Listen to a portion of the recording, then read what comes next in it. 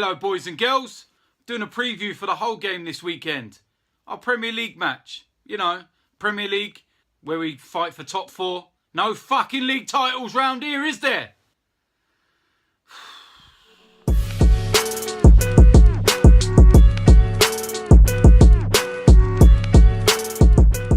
So we just come off the back of a double defeat. We lose to Watford and we get fucking humiliated by Chelsea. It wasn't just 3-1 and Chelsea were the better side. They humiliated us. It was men against boys. We were fucking pathetic. How many times do I have to keep repeating myself? How many times do we go into the big matches playing like this with a weak fucking mentality? And it stems from Arsene Wenger. I'm sick of it. We got no leaders on the pitch. None. Who is actually our captain? Laurent Koscielny. He ain't a leader. He ain't a Patrick Vieira, a Tony Adams. Ridiculous. First goal, Hector Bellerin gets whacked in the face. Petr Cech, what are you actually doing? Second goal, Eden Hazard. There you go, mate. Just walk through the whole fucking middle of us. Sick to death of it. Every single time. And the third goal, wow. Agent Cech. Back at Chelsea. Here you go. Have a goal. Oh, do you know what? I'm going to rub salt into the wounds. Let fucking Cesc Fabregas score it. Fighting in the stands. Bullshit on the pitch. It's the same old story at Arsenal. It used to be a joke. Arsenal start the season well. Get top of the league. Everyone gets happy. And then they start to have a little dip. And then they falter come February, March. And then just before the end of the season, they pick up.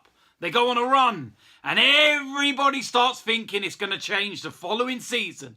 But guess what? It doesn't. It's not even a joke no more. It is actually what happens. People have actually got used to it. Some fans accept it.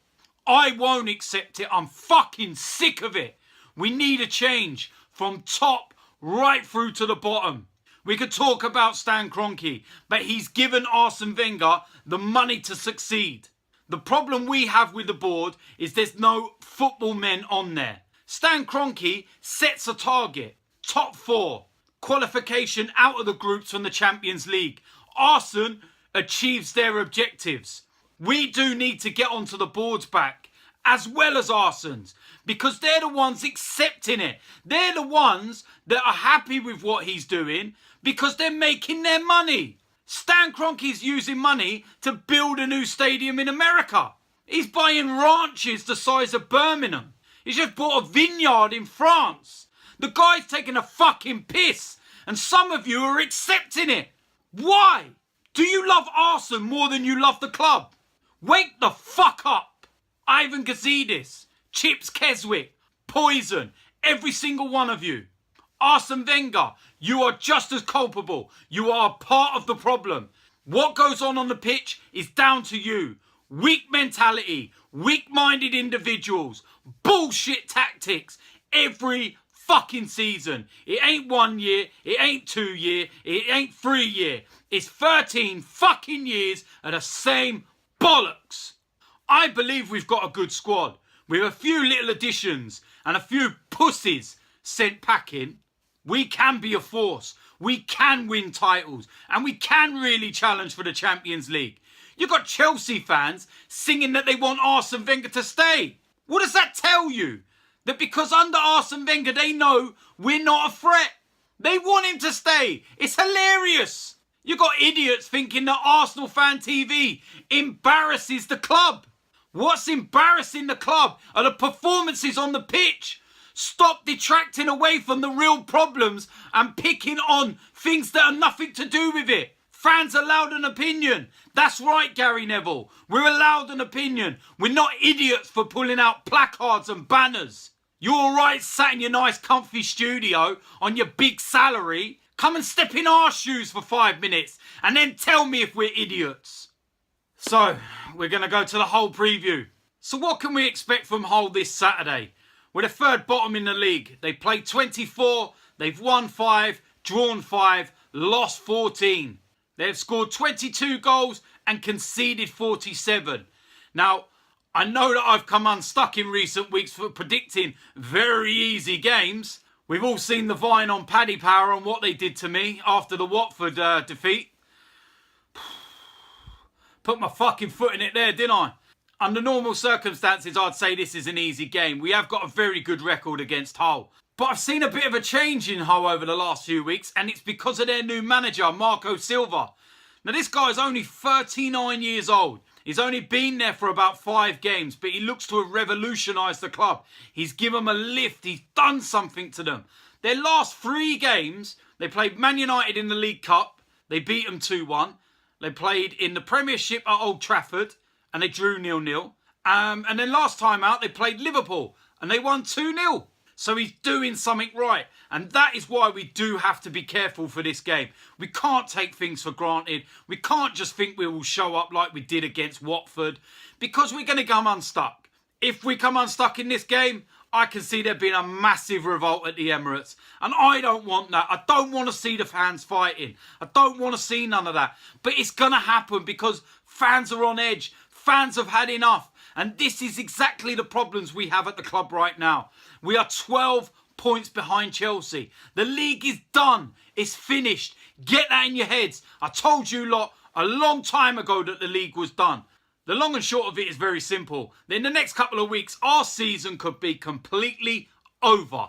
I'm not even confident of us going to Sutton and getting a result in the FA Cup. A lot of people will actually be holding on to the thought that the FA Cup can be something we'll win.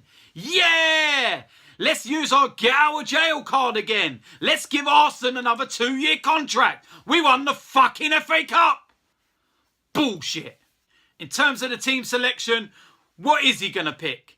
I've got to try and pick a 1 to 11. And again, like the Chelsea game, I'm not going to pick the 1 to 11 that I think Arsenal will go with. I'm going to pick my 1 to 11. What I want to see. Will he do it? Probably not. But hey, he's the one getting paid $8.9 million a year. Anyway, let's go check out my 1 to 11. In goal, David Ospina. Do I even need to say why I want this man to go in goal? Petr Cech has been ropey for weeks. And he compounded that with his performance at Chelsea. So for me, David Ospina in goal. Right back, Hector Bellerin. He got a massive whack in the head the other day. He should be over it. He had a bit of concussion. But like I said, he should be back in the team for this one. Left back, Kieran Gibbs. Again, another position that's been held by Nacho Monreal. And another position by a player where he's been playing poor. Now, he didn't have the worst performance against Chelsea. But he didn't have a great performance. He's vulnerable, susceptible with getting caught with pace. As far as I'm concerned, Kieran Gibbs needs to run in that team now. So for me, left back, Kieran Gibbs. Centre back pairing, well, it'll be the same as it always is. Laurent Koscielny's going to sit in there and he's going to be our captain. Well, he's going to try and be the captain. He's not really vocal, is he? And then Mustafi. These guys are getting pulled apart by Chelsea, but it doesn't help when they've got absolute fuck all sitting in front of them. So we're not going to blame them for the Chelsea result, but their performances do need to pick up. In the defensive midfield role, now this is where it is a little bit shaky at the moment. Now, Francis Coquelin had an awful performance against Chelsea. He was bullied, let's be honest. And that's not like Francis Coquelin. Was it an off day, or did it show how out of depth he was? Sitting in front of him would be Alex Oxlade-Chamberlain. For me, Oxlade-Chamberlain was one of our best performers, if not the best performer against Chelsea. He's gone up in my estimation big time for his performances in the last couple of weeks. And of course, he's definitely gone up in my estimations because he's now one of the Wenger out brigade. Fucking good job, Alex. Liking the tweet from Arsenal Fan TV. I can picture it now, players all huddled round watching Arsenal Fan TV. Fucking hell. On the right-hand side of midfield, I'm going to go with Lucas Perez. Now, I heard he had a bit of an ankle knock against Chelsea, which is why he wasn't in the squad, but he should be back for this game. I don't know what more he can do to get a chance in the team, so I'll stick him in there on that right-hand side. On the left-hand side of midfield, I'll go with Alexis Sanchez. I think we'll cause a lot of problems down that left-hand side if Kieran Gibbs and Alexis Sanchez are there.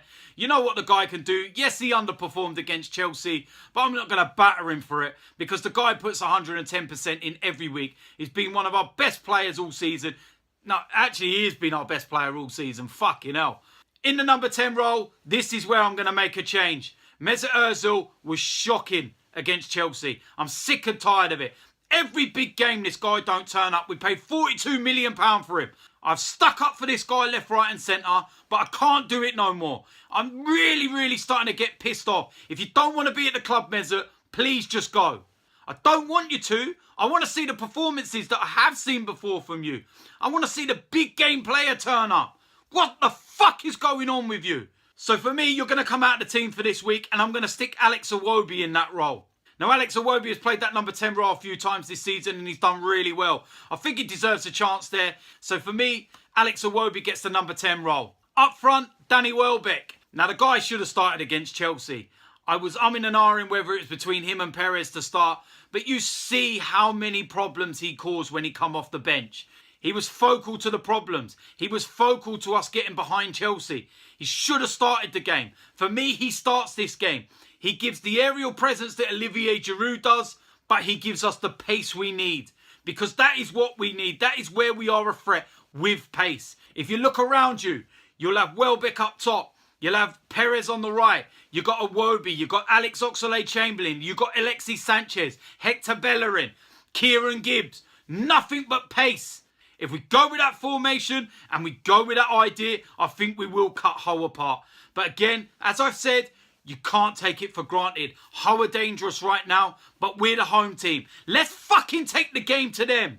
Let's actually start from minute 1. Anyway, that is my predicted Arsenal 1-11 and my preview for the whole game. It's a little bit longer than normal, and I kind of got a little bit sidetracked and had to let off some fucking steam. But I feel so much better for it. You know what to do if you haven't already. Make sure you subscribe, make sure you like, and leave them comments below and let me know what your team selection will be. As I normally do, I'm going to ask Arsenal to not let me down. But as the last few weeks have proven, all they've done is let me down. But let's see if they can actually wake the fuck up and put a performance in. So come on, Arsenal. Do not fucking let me down like you have done every fucking other week.